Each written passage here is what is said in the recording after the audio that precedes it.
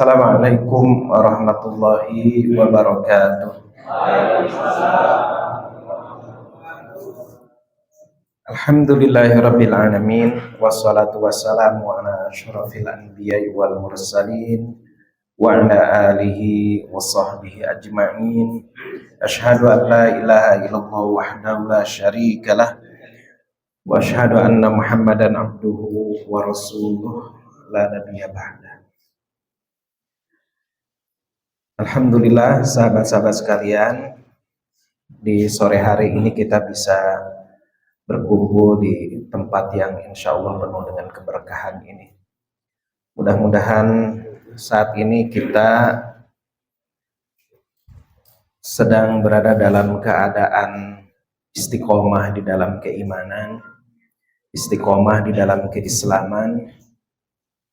Mudah-mudahan Allah Subhanahu wa Ta'ala mencurahkan keberkahan kepada kita semua, mencurahkan rahmat, menyebut nama-nama kita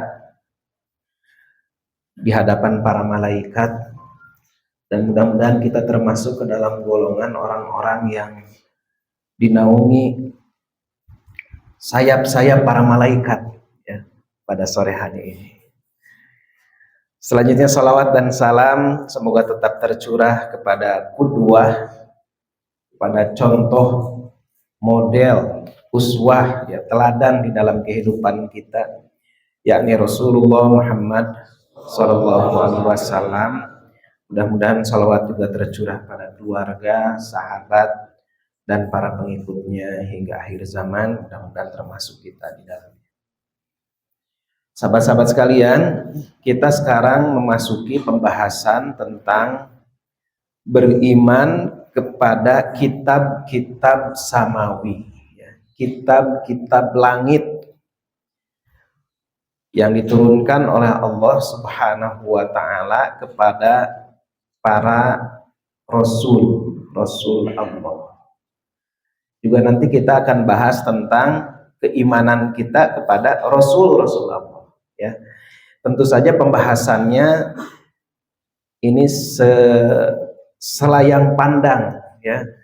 Kalau untuk lebih detail, lebih mendalam, tentu kita sendiri harus mengkaji, ya, lebih membaca lebih gitu. Ini sebagai sebut saja ini sebagai pengantar bagi kita semua untuk membaca, mempelajari lebih dalam tentang pembahasan kitab-kitab samawi dan keimanan kepada rasul-rasul ini, ya. Sahabat-sahabat sekalian, kitab-kitab samawi yang diturunkan oleh Allah Subhanahu wa Ta'ala yang disebutkan di dalam Al-Quran ada 4, ya. Kalau Al-Quran nanti kita akan bahas secara khusus, ya. Kitab-kitab yang diturunkan oleh Allah Subhanahu wa Ta'ala kepada para rasul terdahulu, yakni yang disebutkan, ya, di dalam Al-Quran di banyak ayat. Yang saya tampilkan ini hanya sebagian ayat, ya. Tadi juga yang dibacakan oleh qari, ya, di awal tadi juga membahas tentang ini, ya. Kitab Taurat yang diturunkan oleh Allah Subhanahu wa Ta'ala kepada Nabi Musa alaihissalam. Hal ini misalnya disebutkan di dalam Quran surat Al-An'am. Sekali lagi saya ingatkan, ini hanya salah satu ayat, ya. Kalau kita searching banyak ayat yang menyebutkan tentang ini. Allah Subhanahu wa Ta'ala berfirman, "Qul," katakan, "Man anzalal kitabal ladzi jaa'a bihi Musa nuran wa hudan linnas." Katakanlah, siapa, ya, man anzalal kitab, siapakah yang menurunkan kitab, alladzi, yang kitab itu jaa'a bihi, datang, ya, bersama Musa atau diturunkan kepada Musa, di mana kitab yang diturunkan kepada Musa itu nuran, dia menjadi cahaya, wahudan, dia menjadi petunjuk linnas kepada manusia. Nah, di sini belum disebutkan ya, di potongan ayat ini belum disebutkan Tauratnya. Di ayat yang Quran surat Al-Maidah ayat 46 ini disebutkan. Wa qaffayna ala atharihim, dan kemudian dilanjutkan ya setelah nabi yang sebelumnya yaitu Musa alaihissalam bi Isa bin Maryam, dengan diutusnya Isa ibni Maryam, Isa putra Maryam, musaddiqan lima baina yadaihi, yang membenarkan kitab-kitab yang sebelumnya atau kitab yang turun sebelumnya, minat Taurah, yakni Taurat, kitab yang diturunkan sebelum diturunkannya Injil kepada Nabi Isa adalah At-Taurah, Taurat. Wa atainahul Injil, dan diberikan kepada Nabi Isa itu Injil, kitab Injil. Fihi, di dalam kitab Injil itu hudan, ada petunjuk, wa nurun, dan cahaya. Wa musaddiqan lima baina yadayhi minat Taurat, dan membenarkan Taurat. Ini ditegaskan ya 2 kali bahwa Injil itu tidak menafikan Taurat, tetapi justru membenarkan, ya, mengukuhkan. Kalau bahasa di dalam perjanjian lama, perjanjian baru, menggenapi, ya, gitu bahasanya ya, yang dipakai oleh dalam kitab perjanjian baru gitu ya, bahwa Nabi Isa itu datang bukan untuk membatalkan Taurat, tetapi justru untuk menggenapi. Maksudnya yang membenarkan ya kitab sebelumnya, yakni kitab Taurat, wa hudan wa mau'izatan lil muttaqin, ya, dan menjadi petunjuk, menjadi pelajaran bagi orang-orang yang bertakwa. Kemudian ada lagi ayat Quran surat Al-Isra ayat 55. Ini tentang kitab Zabur yang diturunkan kepada Nabi Daud, ya. Walaqad faddalna ba'dan nabiyyina ala ba'din wa ataina Dawuda zabura. Dan kami lebihkan, ya, kami lebihkan di antara nabi itu, atau kami lebihkan di antara nabi, salah satu nabi dengan nabi yang lain itu. Ada yang diberikan karunia lebih oleh Allah Subhanahu wa taala. Wa ataina Dawud zabur, dan kami datangkan kepada Daud, yakni kitab Zabur, ya. Nah, ini di antara ayat-ayat yang menegaskan bahwa Allah Subhanahu wa taala itu telah menurunkan kitab-kitab sebagai petunjuk bagi manusia, sebagai rambu-rambu, ya, bagi manusia. Dia menjadi cahaya penerang, dia menunjukkan mana yang benar, mana yang salah, menunjuki langkah-langkah manusia, tidak dibiarkan berada dalam kegelapan di dunia ini. Tapi itu kan terserah kepada manusia. Kalau mau beriman kepada para nabi ini, kepada Nabi Musa, kepada Nabi Isa, kepada Nabi Daud, mereka akan selamat. Tapi kalau mereka mengingkari Nabi Musa, Nabi Isa, Nabi Daud, ya mereka tidak akan selamat. Begitu. Nah, berikutnya di dalam Al-Quran juga disebutkan bahwa Allah Subhanahu wa taala itu sudah memberikan sohifah, suhuf. Suhuf itu kalau diterjemahkan secara bahasa artinya lembaran, ya. Suhuf Nah, ini Al-Quran yang kita sering disebut mushaf, ya, mushaf. Jadi lembaran-lembaran yang dihimpun, mushaf, mushaf Al-Quran, lembaran-lembaran Al-Quran. Sudah hafal ayatnya ini ya, Quran surat Al-A'la. Qad aflaha man tazakka. Betul surat Al-A'la? Iya betul. Qad aflaha man tazakka. Beruntung orang-orang yang apa? Yang menyucikan dirinya, yang mentazkiyah dirinya.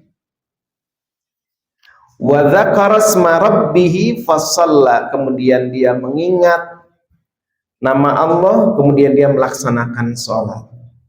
Bal tu'thirunal hayatad dunya, tapi orang-orang kafir itu malah itsar, malah mendahulukan dunia. Wal akhiratu khairu wa abqa, padahal akhirat itu lebih baik dan lebih kekal. Inna hadza, sesungguhnya hal ini, ajaran seperti ini, ajaran mengutamakan kehidupan akhirat dibandingkan kehidupan dunia, ya, dan ajaran-ajaran tadi yang disebutkan, qad aflaha man tazakka, beruntung orang yang menyucikan dirinya dengan beriman kepada Allah. Wa dzakara asma rabbih fasalla, yang selalu mengingat Allah kemudian melaksanakan sholat, mengutamakan akhirat. Inna hadza, itu semua lafis suhufil ula, disebutkan di dalam suhuf-suhuf terdahulu, lembaran-lembaran terdahulu. Suhufi Ibrahim wa Musa, yakni terdapat di dalam suhuf atau kitab, ya, Ibrahim, yang diberikan kepada Nabi Ibrahim, wa Musa, dan diberikan kepada Nabi Musa, ya. Nah, sahabat-sahabat sekalian, jadi Al-Quran itu, ya, Al-Quran berikutnya juga kitab yang diturunkan oleh Allah Subhanahu wa Ta'ala kepada umat manusia. Ini pada dasarnya saling melengkapi, terutama Al-Quran. Al-Quran itu dia adalah kitab langit yang terakhir, kitab samawi yang terakhir. Tidak saling menyalahkan pada dasarnya, kecuali Al-Quran itu menjadi muhaiminan.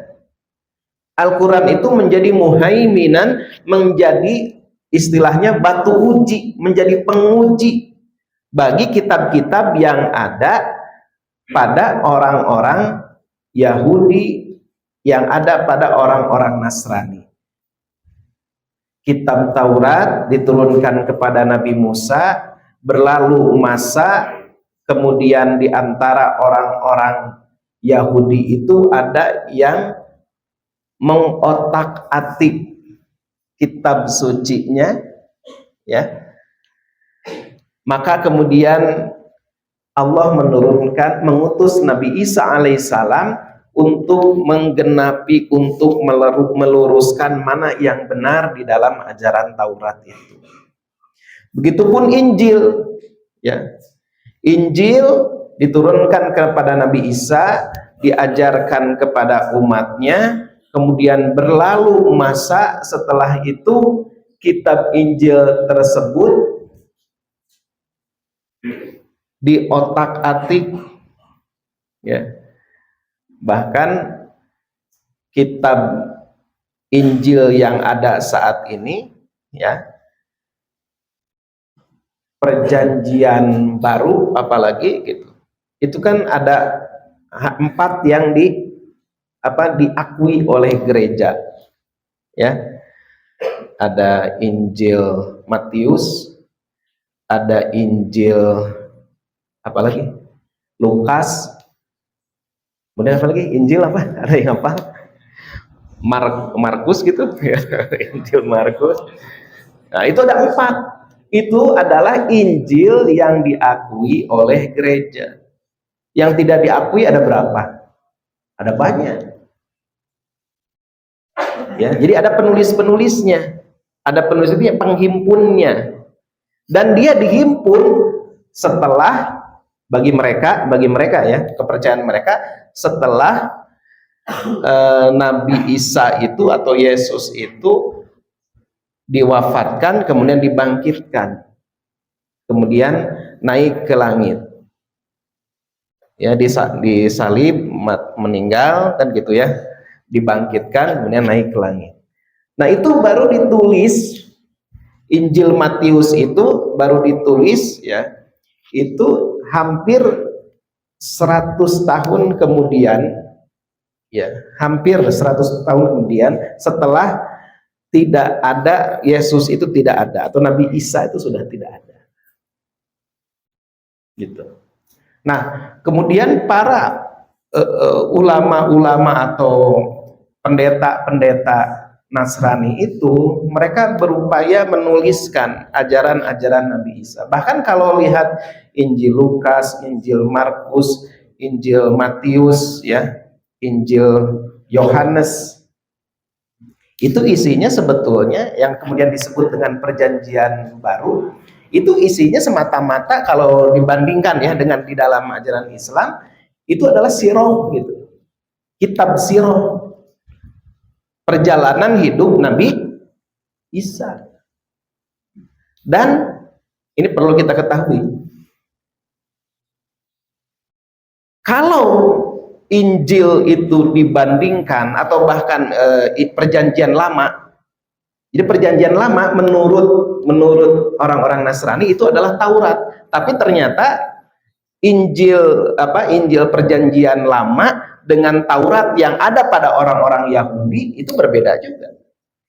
Ini menunjukkan memang kitab-kitab itu ditulis oleh orang-orang yang kita tidak bisa menjamin keotentikannya, dan itu pun diakui oleh orang-orang Nasrani sendiri, gitu ya, diakui. Dari empat yang diakui saat ini oleh gereja, dan yang tidak diakui itu sampai puluhan, jumlahnya antara 70 sampai 80, dan itu ada, arsipnya itu ada, tapi dia tidak dikeluarkan karena tidak sesuai dengan yang 4 ini. Di antara 4 ini pun, ini kalau rekan-rekan tertarik ya dengan pembahasan tentang kristologi gitu, yang 4 ini pun masih saling bertentangan, gitu ya.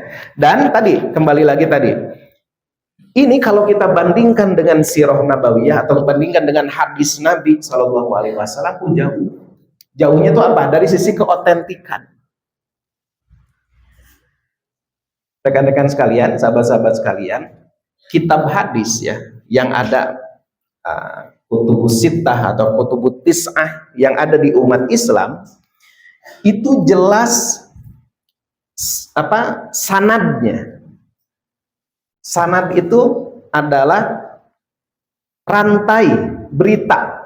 Sanad itu artinya, jadi kesohihan sebuah hadis ya, kesohihan sebuah hadis itu dilihat dari pertama, apakah dia dilihat pertama sekali ya, seorang ulama hadis itu sudah membuat mekanisme bagaimana untuk menyaring hadis ya. Kesohihan hadis itu satu dari sanad, dari mata rantai hadis. Kalau sebuah hadis tidak ada mata rantainya, itu langsung ditolak, walaupun isinya misalnya ya, tidak bertentangan dengan Al-Quran, langsung ditolak ya. Pertama sanad, kalau ada sanadnya nggak langsung diterima juga. Dilihat mata rantainya itu apakah bersambung atau tidak. Misalnya ini disampaikan dari, misalnya katakanlah ya, Abdullah mendapatkan dari misalnya Ismail misalnya. Dilihat Abdullah itu ada riwayatnya. Ulama itu sudah membuat kitab Rijalul Hadis.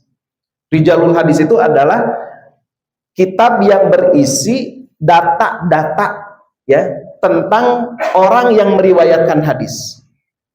Misalnya ini dari Muhammad dapat dari Ismail. Misalnya Muhammad ini misalnya adalah atau Abdullah ini adalah misalnya Abdullah bin Mas'ud, katakan ini sahabat Rasul, tapi si Ismail ini misalnya Ismail ini dia hidupnya di masa tabi'in dan dia tidak jelas nih ininya, ini sudah meninggal Abdullah bin Mas'ud tanggal sekian Hijriah misalnya, ini baru lahir tanggal sekian Hijriah, yang jauh terpaut, berarti ada satu generasi yang putus, maka hadis itu menjadi hadis dhaif, tidak bisa diterima. Ya, itu kalau ada terputus misalnya sanad rantai hadis, sudah tidak bisa diterima hadis itu kalau terputus itu, ya.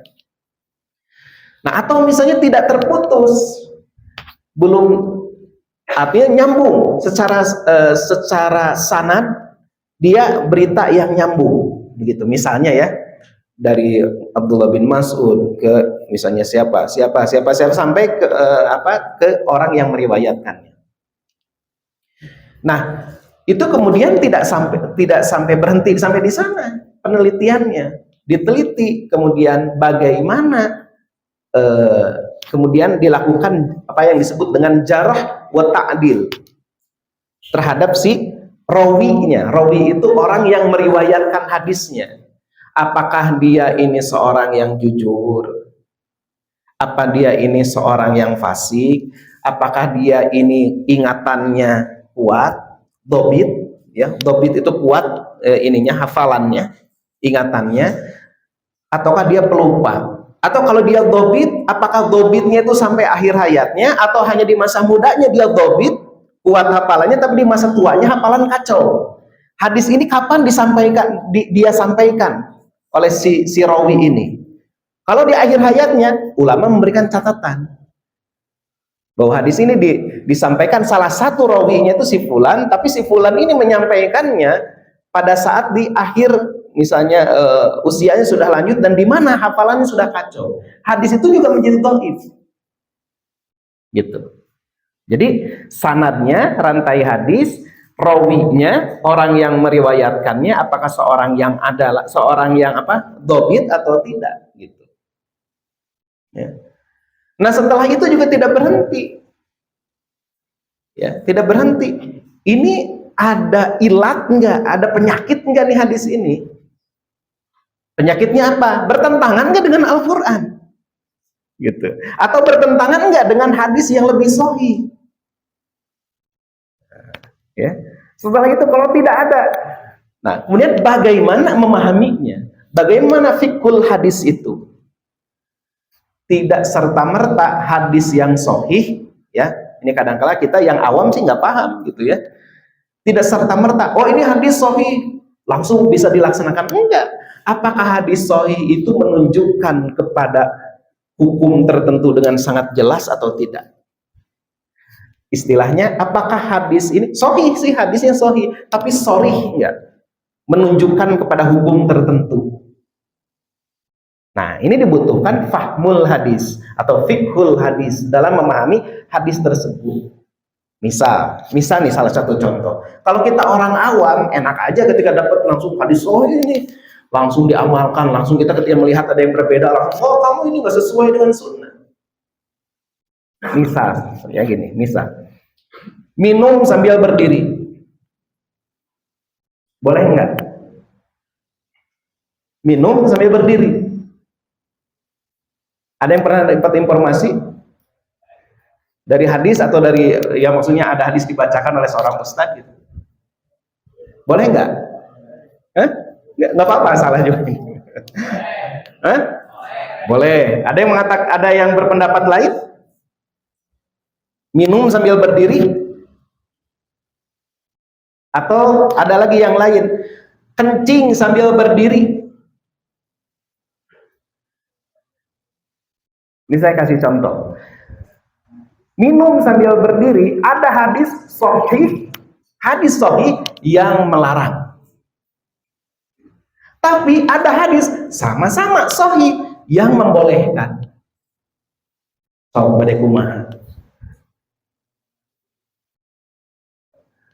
Kencing sambil berdiri, Ada hadis sahih yang seolah-olah melarang itu.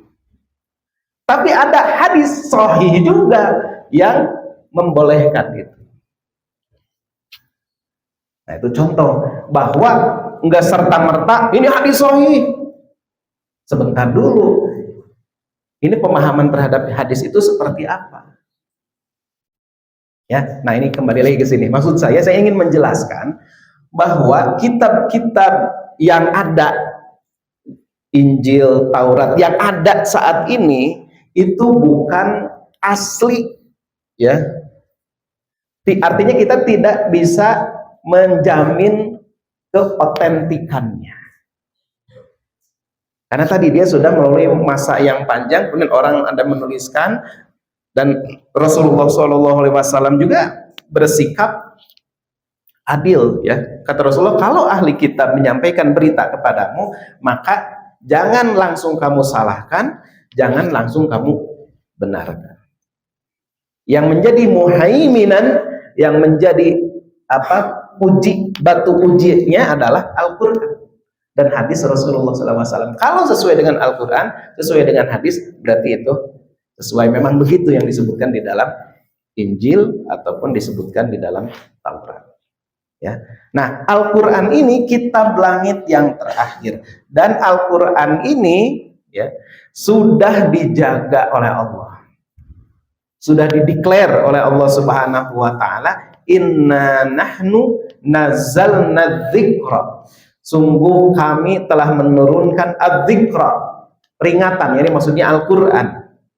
Wa inna lahu lahafidun, dan kamilah yang menjaganya. Jadi khusus untuk Al-Quran, dia sudah dideklar oleh Allah Subhanahu wa Ta'ala akan dijaga, ya, keasliannya, ya, keasliannya. Nah, kemudian, wah, ini kalau saya cerita tentang bagaimana penjagaan keaslian Al-Quran akan panjang, akan cukup waktunya. Ya, nanti di lain waktu ya tentang hal itu. Tapi ada kisah bagaimana penjagaan Al-Quran itu, sejarahnya. Dari di masa Nabi seperti apa, di masa para sahabat seperti apa, di masa berikutnya seperti apa penjagaan Al-Quran itu.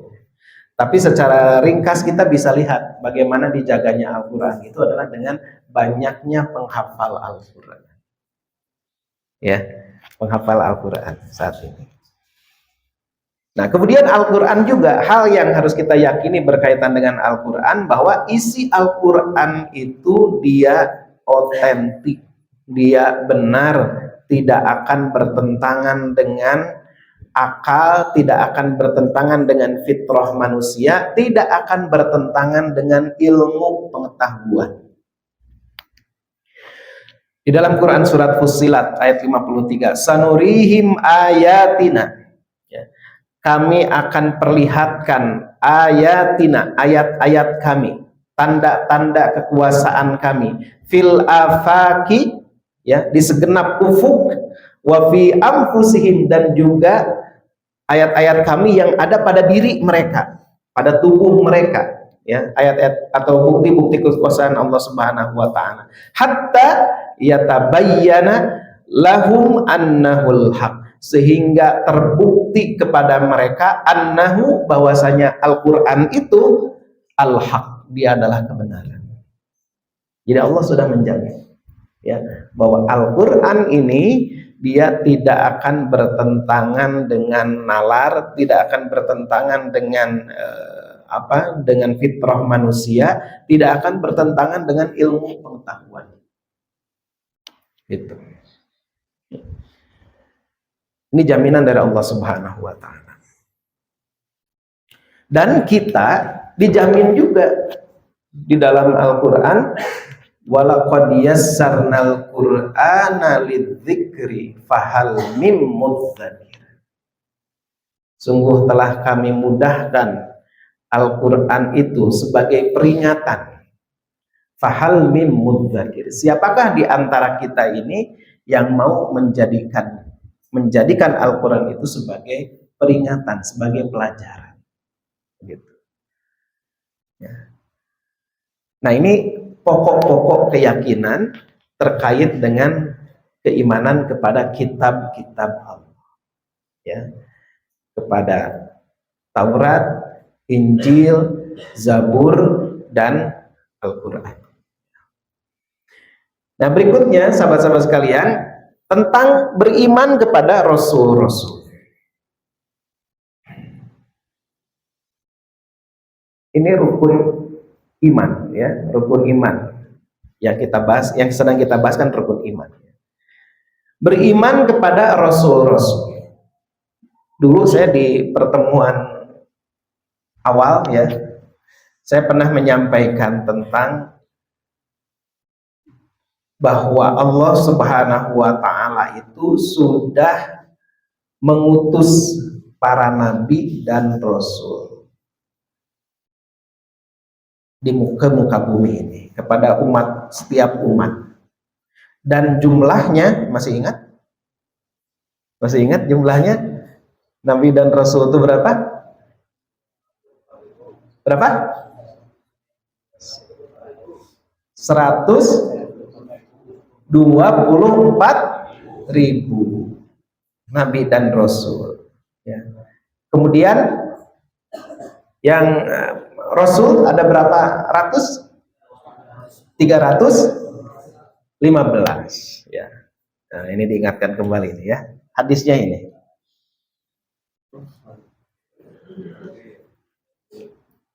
Jadi jumlah nabi dan rasul berdasarkan hadis riwayat Abu Umamah disebutkan, ya, bahwa Abu Dzar pernah bertanya kepada Nabi SAW, berapa tepatnya jumlah para nabi.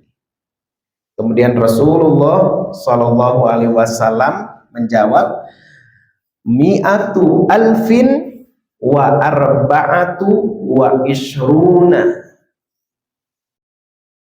yakni wa ishruna alfan, ya, 124.000 orang. Jadi jumlah nabi itu 124.000 orang. Ar-rusulu min dzalika, dan rasul-rasul dari 124.000 itu jumlahnya salasu mi'atin wa khamsata asyara jamman ghafira, ya. Dari 124.000 nabi itu ada yang menjadi rasul, yaitu 315 orang. Sangat banyak sekali. Jadi Allah Subhanahu wa Ta'ala telah mengutus kepada umat manusia sepanjang zaman hingga masa nabi terakhir, yaitu Nabi Muhammad SAW.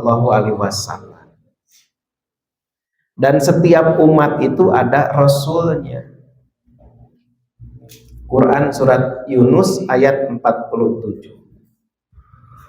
Walikulli ummatin rasulun, pada setiap umat, pada setiap bangsa, rusulun, ada rasul, ada utusan, ya. Ada nabi, ada rasul yang diutus oleh Allah Subhanahu wa Ta'ala. Umum, ya, umat bangsa yang ada di dunia sejak masa Nabi Adam alaihissalam sampai masa Nabi Muhammad SAW. Pada setiap umat, setiap bangsa pasti pernah diutus seorang rasul. Fa idza jaa rasuluhum qudiya bainahum bil qisti wa hum la yudlamun. Dan mereka itu, rasul itu, ketika sudah diutus, maka mereka akan memberlakukan, ya, hukum-hukum Allah Subhanahu wa Ta'ala kepada setiap bangsa itu, wa hum la bil qisti, dengan adil, menegakkan hukum-hukum dengan adil, wa hum la yudlamun, keadilan, dan mereka tidak sedikit pun akan dizalimi manusia itu dengan hukum-hukum Allah. Ya. Nah, hanya saja seperti yang pernah saya sampaikan, yang disebutkan di dalam Al-Quran itu hanya 25. Ya, hanya 25.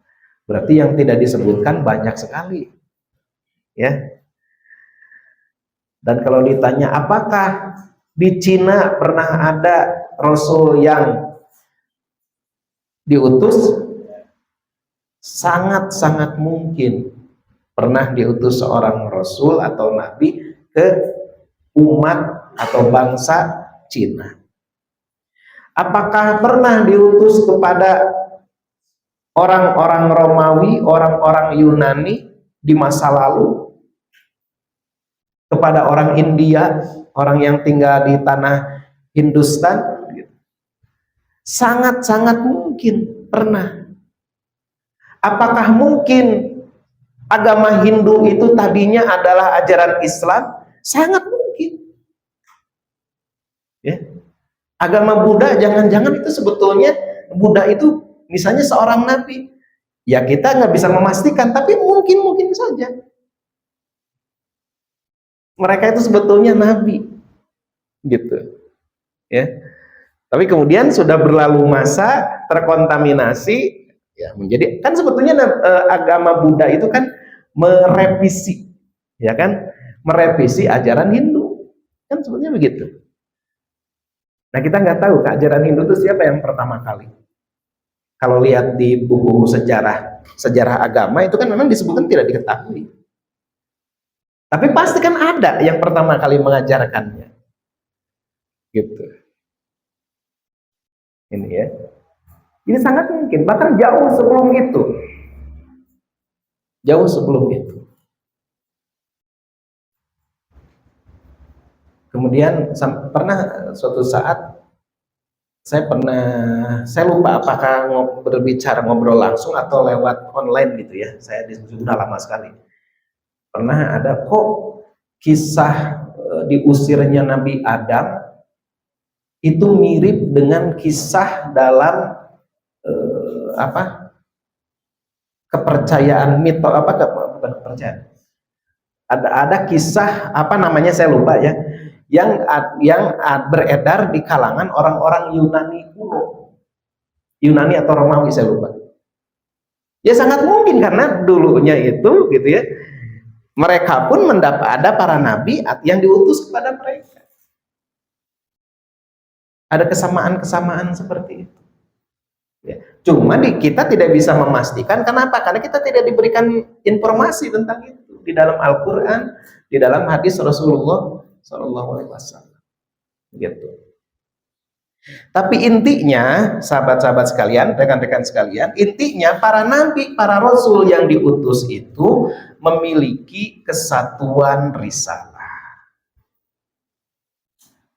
Ini pernah kita singgung ya di awal-awal sekali. Jadi tujuan diutusnya Rasul itu adalah agar mereka kemudian mengajak umat manusia itu, ini intinya ya, beribadah kepada Allah, menjalankan agama Allah Subhanahu wa ta'ala. Wa ma arsalna min qablika mir rasulin, dan tidaklah kami mengutus min qablika, sebelum kamu wahai Muhammad, min rasulin, dari kalangan rasul, illa nuhi, kecuali diwahyukan kepada rasul-rasul itu, annahu la ilaha illa ana fa'budu. Yang diajarkannya sama, risalahnya sama, akidahnya sama, la ilaha illa ana, tidak ada Tuhan kecuali aku, fa'budun, maka sembahlah aku. Itu dalam Quran surat Al-Anbiya ayat 25. Kemudian di dalam Quran surat An-Nahl, walaqad ba'atsna fi kulli ummatin rasulan, sungguh kami telah mengutus fi kulli ummatin, pada setiap umat, pada setiap bangsa, rasulan, seorang rasul. Apa seruannya? ani'budullaha wajtanibut taghut. Beribadahlah kepada Allah, wajtanibut taghut, dan jauhilah taghut, Tuhan-Tuhan selain Allah. Faminhum man hadallah, di antara mereka manusia itu yang diutus Rasul kepada mereka, ada yang mendapatkan petunjuk dari Allah, artinya mengikuti petunjuk Allah. Wa minhum man haqqat alaihi dhalalah, ada juga mereka itu yang lebih memilih kesesatan. Fasiru, oleh karena itu kalian wahai umat Islam, umat Nabi Muhammad, fasiru, jalan-jalan ya.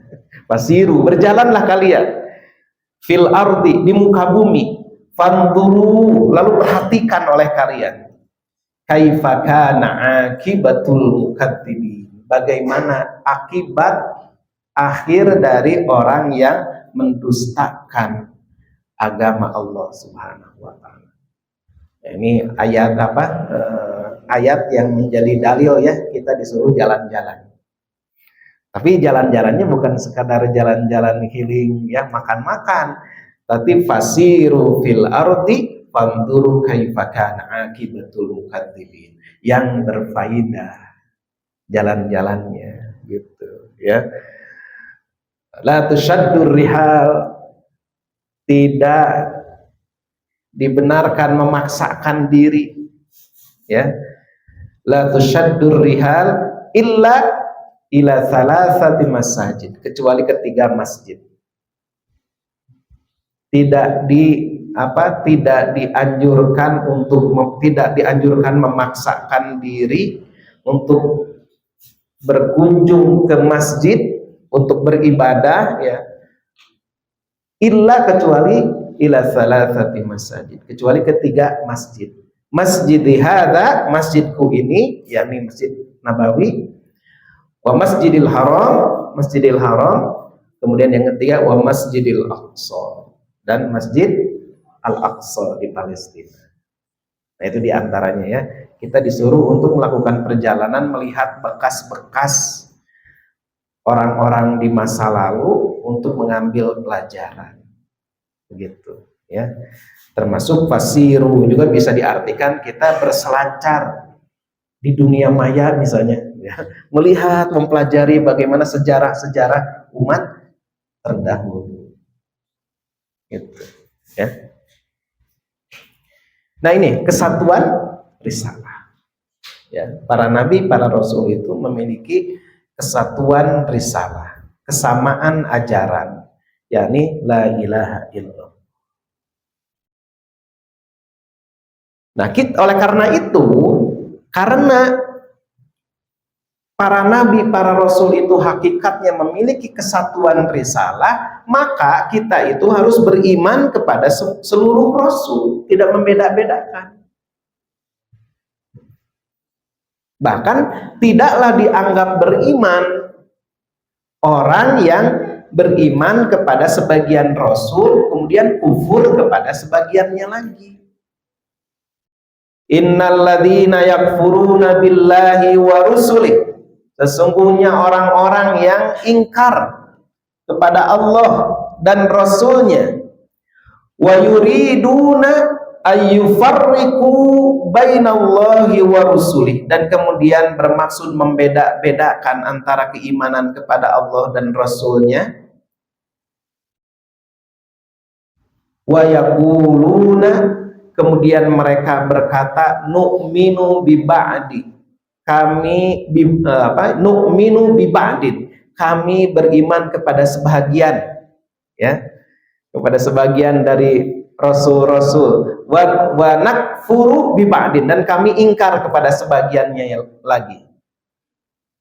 Wa yuriduna ayyattakhidhu baina dzalika sabila, mereka mencoba untuk mengambil jalan lain yang seharusnya mereka tempuh. Ulaika humul kafiruna haqqan, mereka itu orang yang kafir yang sebenar-benarnya kafir kalau memisahkan antara keimanan kepada Rasul yang satu dengan keimanan kepada Rasul yang lainnya. Disebutnya apa? Ulaika humul kafiruna haqqan.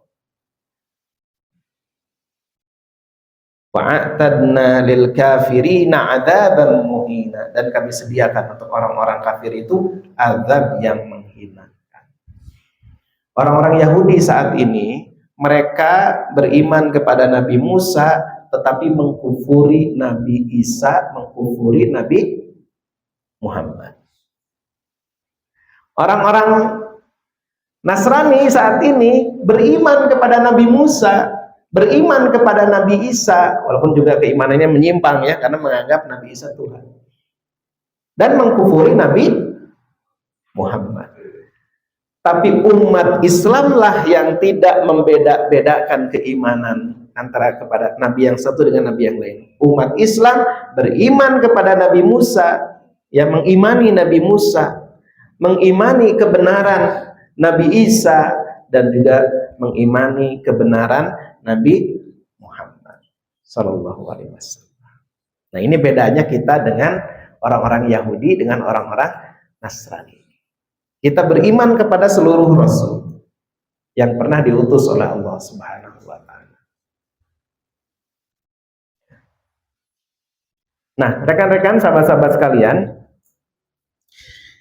di antara para nabi dan rasul itu ada yang disebut di dalam Al-Quran dengan istilah ulul azmi. Ada namanya azmi di sini. Ya. Ulul azmi.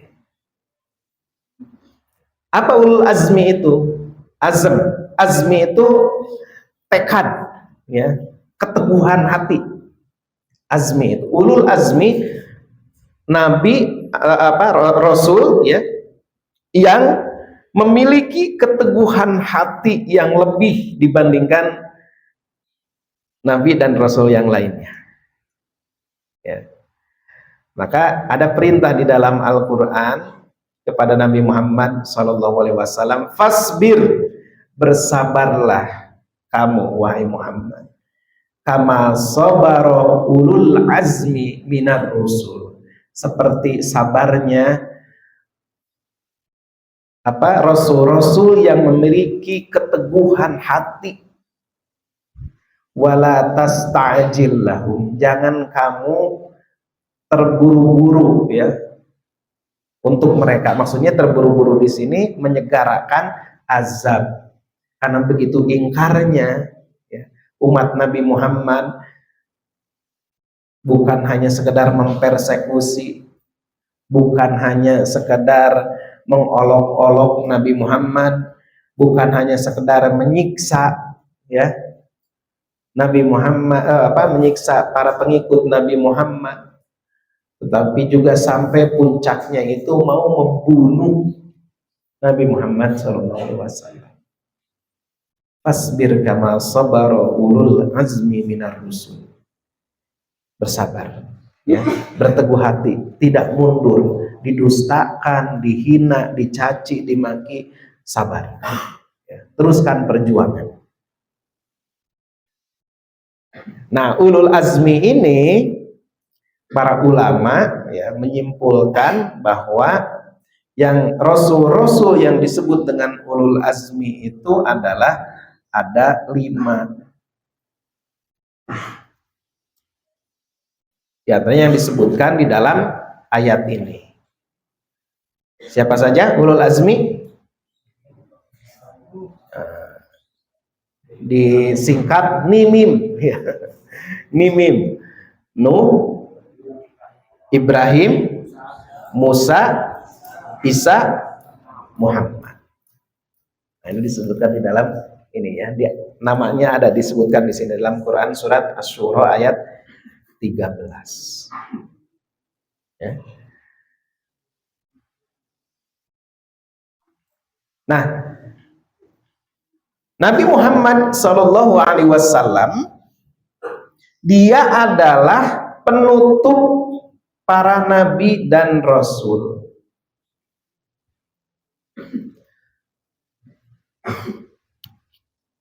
Makana Muhammadun aba ahadim mir rijalikum. Muhammad itu sekali-kali bukanlah bapak dari salah seorang laki-laki di antara kamu. Maksudnya adalah Zaid, ya. Zaid bin Harithah. Zaid bin Harithah. Zaid anak Harithah. Jadi bukan Zaid bin Muhammad. Orang-orang waktu itu karena Rasulullah demikian dekat, ya, punya anak asuh, sampai-sampai kemudian dinisbatkan Zaid ini kepada Rasulullah. Zaid bin Muhammad. Allah menegaskan, makana Muhammadun aba ahadimir rijalikum. Nabi Muhammad itu bukan bapak dari Zaid, ya. Walakin, tetapi dia ini adalah Rasulullah. Dia ini seorang laki-laki, ya, dan dia utusan Allah. Wa khataman nabiyyin. Dia ini adalah rasul dan nabi yang terakhir, penutup. Wa kana Allahu bikulli syai'in alim. Dan adalah Allah Maha mengetahui segala sesuatu. Nah, orang-orang Ahmadiyah ini memahami bahwa yang dimaksud dengan khataman nabiyyin, ya, penutup para nabi. Khatam di sini sama dia ditafsiri lain dengan penafsiran yang tidak berdasar kepada bahasa yang benar, ya, kaidah bahasa yang benar, dan juga penafsiran yang benar. Mereka menyebut, orang-orang Ahmadiyah ini menyebut bahwa khatam di sini, khatamun itu artinya adalah cincin. Khataman nabiyyin. Maksud ayat ini katanya menyebutkan tentang keutamaan Nabi Muhammad, laksana cincin, ya, gitu. Khatam di sini bukan terakhir, tapi khatam itu adalah cincin artinya menurut mereka. Padahal kalau lihat dari secara bahasa jelas, gitu. Dan ditambah hadis-hadis Nabi yang menyebutkan tentang hal itu, yang memperkuat ayat ini. Nah, Ahmadiyah ini kan sebuah gerakan sekitar tahun 1800-an, ya, yang berkembang di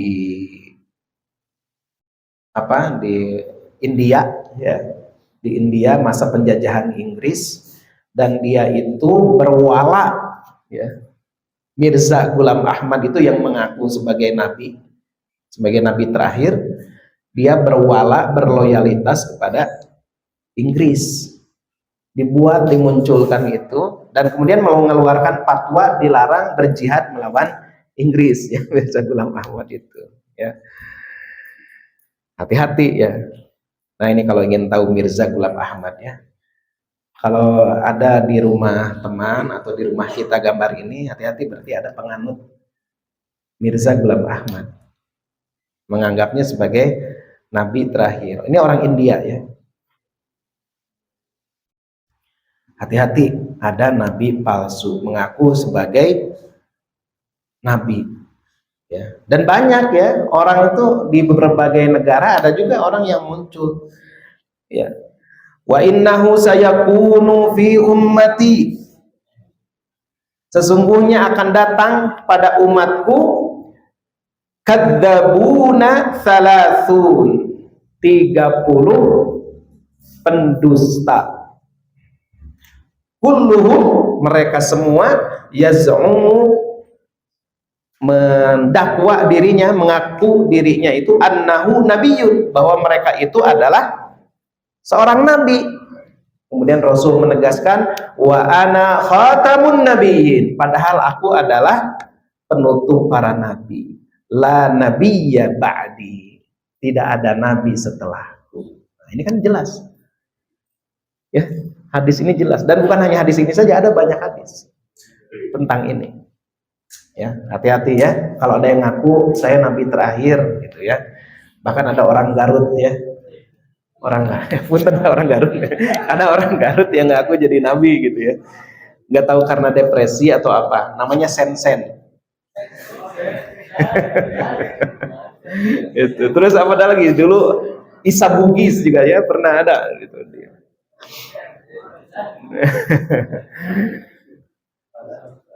Nah, hati-hati. Nah, memang disebutkan nanti ada. Ya bahkan jangan itu, di masa Rasulullah masih hidup, di masa Rasulullah masih hidup ada Musailamah yang ngaku menjadi nabi. Itu Rasulullah masih hidup, udah ada orang muncul ngaku nabi. Namanya Musailamah. Orang Rasulullah diberi gelar Al-Kadzdzab. Musailamah Al-Kadzdzab. Musailamah si pendusta. Dan dia ngaku dapat wahyu kan. Dia membacakan wahyu-wahyunya pada para pengikutnya. Ya. Di zaman Rasul aja udah ada gitu. Nah, apalagi zaman sekarang berikutnya juga ada juga gitu ya, yang ngaku menjadi nabi. Nah, sahabat-sahabat sekalian, kita meyakini Nabi Muhammad SAW adalah Rasulullah. Dia adalah utusan Allah. Di antara bukti-buktinya, di antara ini karena sebagian saja yang saya kemukakan. Di antara bukti-bukti kebenaran Rasulullah SAW, beliau ini adalah orang yang zuhud terhadap dunia. Ya. Zuhud, dia melepaskan diri, ya, artinya mencukupkan diri ya, dengan apa yang cukup, apa yang dibutuhkan saja. Zuhud terhadap dunia ini menjadi bukti, karena biasanya orang ngaku-ngaku jadi nabi itu pasti punya tujuan-tujuan materi, seperti Musailamah misalnya. Kenapa dia ngaku jadi nabi? Karena dia ingin menjadi tokoh, ingin menjadi penguasa, sampai ngirim surat kepada Rasulullah, wahai Muhammad, ya. Jadi dia minta supaya apa? Untukmu bagian bumi, satu bagian bumi, dan bagi kami satu bagian bumi yang lain. Ingin berbagi kekuasaan. Jadi ingin jadi pemimpin, ingin mendapatkan keuntungan duniawi. Tapi Rasulullah hidupnya, beliau memilih untuk hidup sesuai kebutuhan saja, mengambil sesuai kebutuhan saja.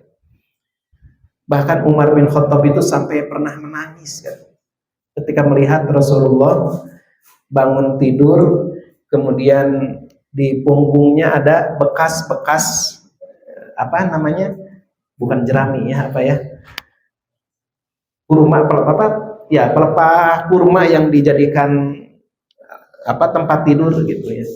Kata Umar bin Khattab, wahai Rasulullah, lihatlah bagaimana Kisra, ya, bagaimana Kaisar Romawi, bagaimana Persia, raja-raja Persia, mereka hidup mewah dengan makanan yang enak, sedangkan engkau adalah utusan Allah.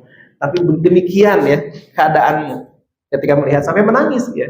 Umar itu melihat Rasulullah itu di belakang itu ada bekas-bekas tempat tidur, tempat bekas ranjang ininya ya, alas tidurnya gitu, dengan makanan yang seadanya ya. Rasulullah itu memang Rasulullah memilih begitu ya, memilih begitu, sampai-sampai kan kalau seandainya, kata Rasulullah, kalau seandainya aku ini, wahai Abu Dzar, itu saatnya ini bagaimana kezuhudan Rasulullah, wahai Abu Dzar, coba lihat, kamu lihat di sana, apakah kamu melihat gunung Uhud itu? Kata Abu Dzar, iya ya Rasulullah, seandainya aku punya diberikan emas sebesar gunung Uhud ini. Gunung Uhud kan besar ya. Ada yang pernah lihat gunung Uhud? Ada yang pernah umroh di sini? Belum. Saya doakan yang hadir di sini dimudahkan oleh Allah Subhanahu wa taala untuk ibadah umroh atau haji ya. Gunung Uhud itu tidak jauh dari kota Madinah, kelihatan gunung Uhud itu. Kata Rasulullah, wahai Abu Dzar, seandainya aku diberi gunung Uhud ini, ya, emas berbentuk emas sebesar gunung Uhud ini, maka aku tidak suka menyimpan emas itu dalam satu hari kecuali hanya aku sisakan 3 dinar. 3 dinar itu, 1 dinar itu kurang lebih 4 juta. Berarti sekitar saya sisakan saja untuk kebutuhan hidup saya. Itu 3 dinar. Ya. Jadi Rasulullah memilih hidup seperti itu. Ya. Kalau Rasulullah mau, ya Rasulullah juga ditawari ya di akhir hayatnya itu, ya wahai Muhammad, apakah engkau kalau diberikan harta dunia, dibukakan pintu-pintu dunia, lalu kemudian nanti engkau bertemu dengan Tuhanmu dan kemudian masuk surga, ataukah kamu memilih kamu dimatikan saat ini dan kamu akan diberikan surga? Apa yang dipilih oleh Rasulullah? Dimatikan, bertemu dengan Ar-Rafiqul A'la, bertemu dengan Allah Subhanahu wa Ta'ala. Padahal sudah diberikan pintu-pintu dunia akan dibukakan, kamu diberikan umur lagi untuk hidup, kemudian nanti ketika sudah mati barulah bertemu dengan Allah Subhanahu wa Ta'ala. Ataukah kamu memilih kamu dimatikan, ya, kemudian bertemu Allah? Rasulullah memilih untuk bertemu dengan Ar-Rafiqul A'la. Kan gitu dalam kisah sebelum wafatnya beliau, ya. Ini kezuhudan beliau. Rasulullah ketika sedang berdakwah ditawari, kalau kamu dengan dakwah ini menginginkan wanita, maka kami akan cari wanita paling cantik, kata orang-orang Quraisy di tanah Arab ini. Wanita yang paling cantik kami akan nikahkan dengan kamu. Atau kamu dengan dakwah ini menginginkan harta, kami akan kumpulkan harta, kami berikan kepada kamu asalkan kamu tidak berdakwah. Atau kamu dengan dakwah ini ingin diangkat menjadi raja, kami akan angkat engkau menjadi raja asalkan kamu berhenti dari dakwah ini. Tapi Rasulullah apakah menerima itu tawaran itu? Tidak, karena bukan itu tujuannya. Rasulullah itu hanya menunaikan amanah, adaul amanah, wa ballaghur risalah.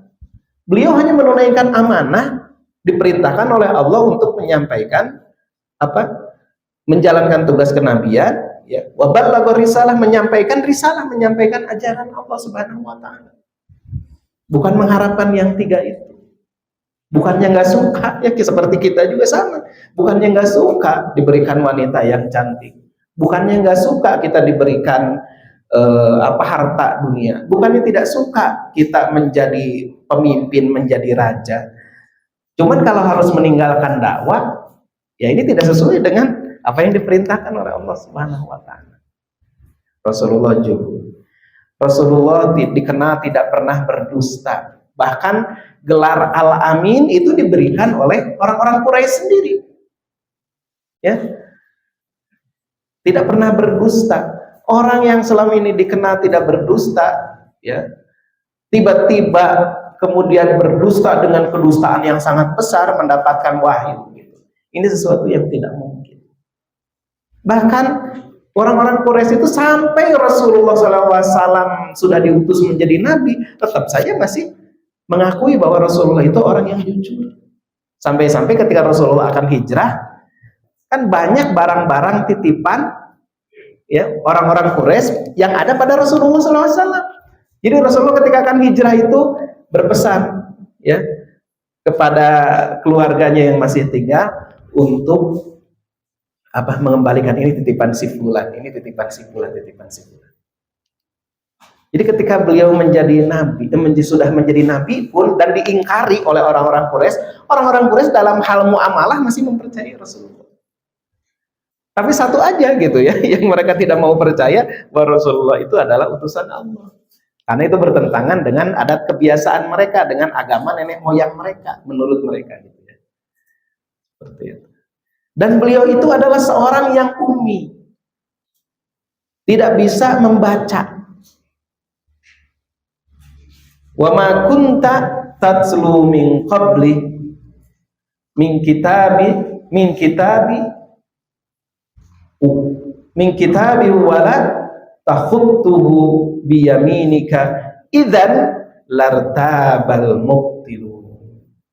Dan engkau Muhammad tidak pernah membaca sesuatu kitab, dan engkau juga tidak pernah menulis suatu kitab ya dengan tanganmu. Menulis maksudnya tidak pernah menulis.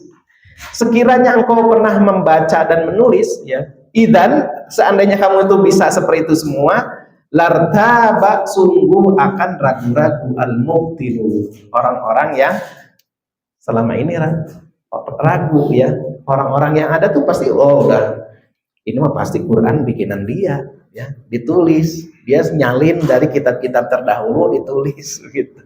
Kemudian diajarkan kepada orang-orang Arab gitu ya. Tapi nyatanya Rasulullah itu tidak bisa membaca, tidak bisa menulis ya. Nah, sahabat-sahabat sekalian, waktunya sampai jam 5 katanya ya. Memang ini juga terakhir ya. Nah, di antara tanda-tanda kerasulan itu, para rasul itu diperkokoh oleh Allah Subhanahu wa taala dengan mukjizat. Mukjizat itu adalah perkara-perkara luar biasa yang mengalahkan ya perkara-perkara yang bisa dilakukan oleh manusia. Ijaz itu artinya melemahkan. Mukjizat adalah sesuatu yang melemahkan kemampuan manusia. Perkara luar biasa yang melemahkan kemampuan manusia. Yang namanya mukjizat nggak bisa dipelajari. Yang bisa dipelajari mah sihir. Ya, kalau sihir bisa dipelajari. Hal-hal luar biasa, ya. Tapi beda dengan mukjizat. Mukjizat itu nggak bisa dipelajari. Nah, para nabi itu diberikan mukjizat. Nah, hanya kalau Rasulullah Shallallahu Alaihi Wasallam mukjizatnya berbeda dengan nabi-nabi, rasul-rasul terdahulu.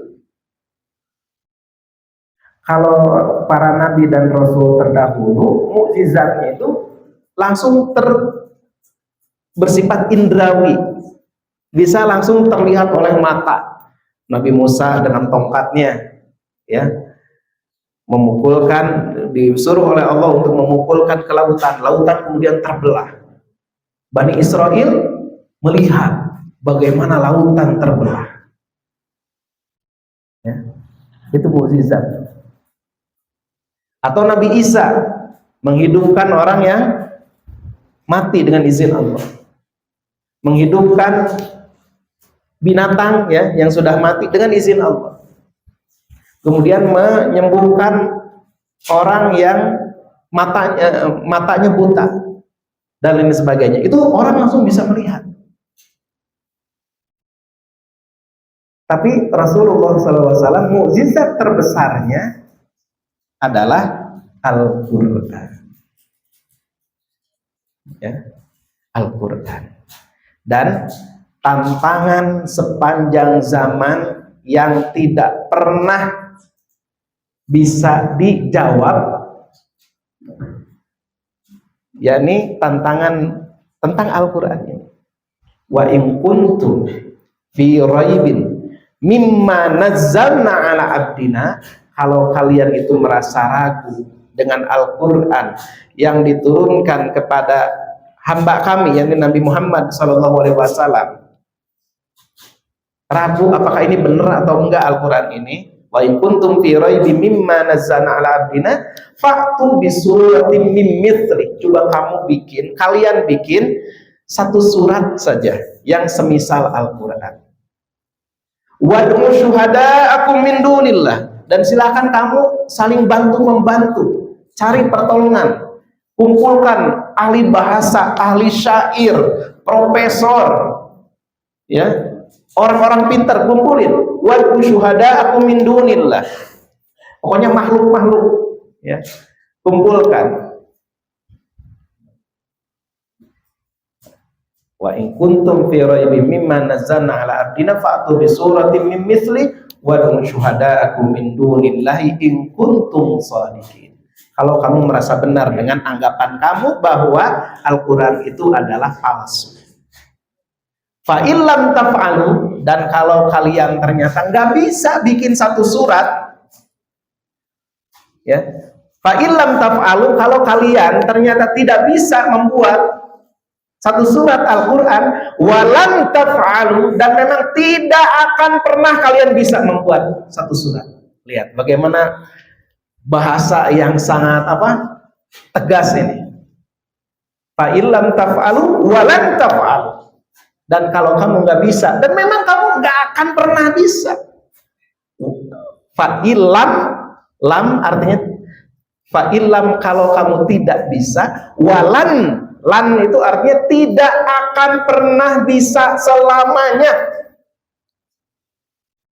Fa illam taf'alu walan taf'alu fattaqun naral lati waquduhan nas wal hijarah.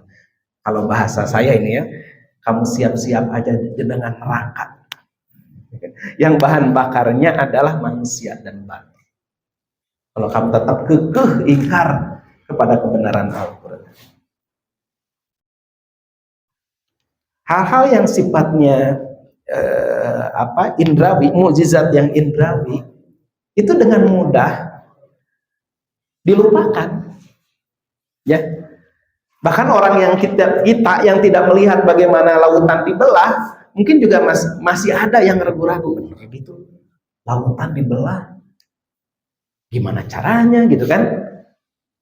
Ini Bani Israel aja yang saat itu melihat, menyaksikan. Ya, menyaksikan, ternyata apa? Setelah ketika Nabi Musa 40 hari ke Gunung Tur Sina, mereka kemudian apa? Apa yang dilakukan oleh mereka? Mereka menyembah kepada summa takhadtumul ijla min ba'di. Kamu menjadikan berhala, patung untuk kamu sembah setelah peristiwa-peristiwa mukjizat yang luar biasa itu. Tsumma takhadtumul ijla min ba'dihi wa antum zalimun. Kamu ini benar-benar zalim. Ya. Padahal baru saja melihat bagaimana lautan dibelah, bagaimana hebatnya. Tapi ketika turun wahyu kepada Nabi Musa, mereka mengatakan apa? Lan nu'mina laka hatta narallaha jahratan. Kami tidak akan pernah beriman. Lihat bahasanya juga ekstrim juga orang-orang Yahudi, orang-orang Bani Israel itu. Ya. Lan nu'mina laka, tidak akan pernah selamanya kami ini percaya kepada kamu wahai Musa. Lan nu'mina laka hatta narallaha jahratan, kecuali kami sudah bisa melihat Allah dengan jelas baru kami akan percaya kepada kamu.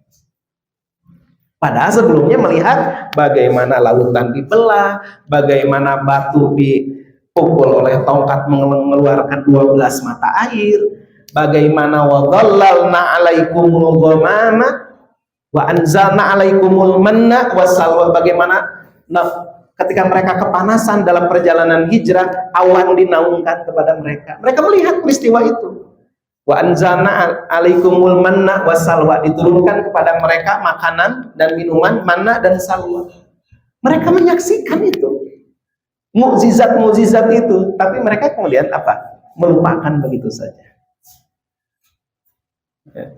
Nah, tapi Al-Quran itu kalau betul-betul kita ya mengimaninya, maka dengan Al-Quran itu hancur kebatilan. Berbagai permasalahan dijawab dengan Al-Quran.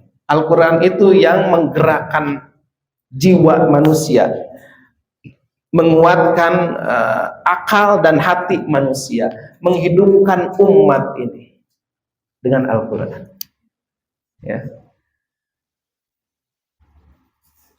Demikian sahabat-sahabat sekalian, kita lanjut dengan tanya jawab kalau ada. Aku qouli hadza wa astaghfirullah li wa lakum. Assalamualaikum warahmatullahi wabarakatuh. Waalaikumsalam warahmatullahi wabarakatuh.